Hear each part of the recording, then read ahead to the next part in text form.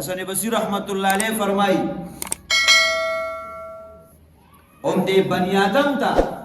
چه اے دا آدم علیہ السلام بچیا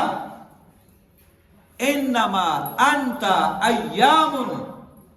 کلما ذهب یوم ذهب بعضک. حسن بصری رحمت اللہ علیہ فرمائی اے بنی آدم انما انت ایام دا ورزی دا بل شینه دے وی انما انت ایام یقینا تو وی دا ورزی دا تی دا زمانہ دا کال دا میاش دا بل شینه دے بلکہ دا تی. او بیا فرمائی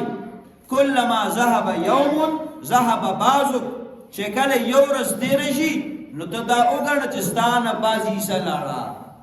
ورز نا ختمی گی تلاڑ ختم شوی ستا عمر ختم شو دا دو ورزو تیری دل دا ستا تیری دل دی یو رس تیری دل ستا ختمی دل دی او تا آخرت تروانی دا غید پاروی فکر منشا. او بیا حسن بصری رحمت اللہ علیہ فرمایل وی دا مومن دا پار خفگان او جڑا پکار دا ولی وی شاید چی اللہ رب العالمین زمان پا بازو اعمالو باندا فیصله صادر کری چی یوم دن نقبلو زمان پا اعمالو دا فیصله صادر کری چی یوم دن نقبلو مومن باندا با دیر اعمال کری و دا اللہ رب العالمین فیصله بدائی چی یوم نقبلو. وی دا مومن دا پارا ہر ٹیم خفگان پکار دے دا پارا غم پکار دے. ام دا وجوا چی حسن بصری رحمت اللہ علیہ پاخپلو مجالس و ناس دولالا کی سکیفیتو دا غم ملگری و شاگردان وائی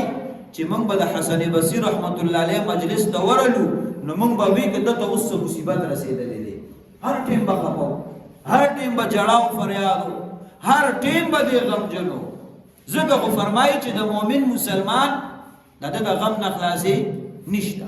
دی با دا طول عمر پا فکر و غم کی تیری جی زمانہ اللہ رب العالمین با خوشحالی او با زمانہ با اللہ خفائی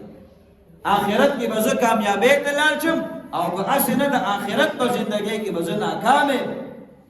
دا دی وجنا حسن بصری رحمت اللہ علیہ فرمائل وی ما او یا بدری صحابہ کرام داسی مندلی دی چی دا غوی لباس دا غوی جامع دا آغا زمانی زان دا پارا بس تیار کرے شوی لباس پو کمزور لباس وی دا لباس بے اچھولے ہو او داسی زندگی بے تیرولا دا دنیا دا زمر مال و دولت تے دا دے حیثیت دا غوی پنیز داسی ہو لگا دا خپیلان نے چی خاور پرتی سڑے قدم والی او پیزار پر ازمک باندی کی دی لانده چکم خاور و گندگی پرتا دا ویداغی پنیز دا دنیا دا مال و دولت دا حیثیتو. او دا بے فرمائل چی دغ بہترین خلق صحابہ کرام لو رأیتموہو کچرت تاسو دویلی دلوے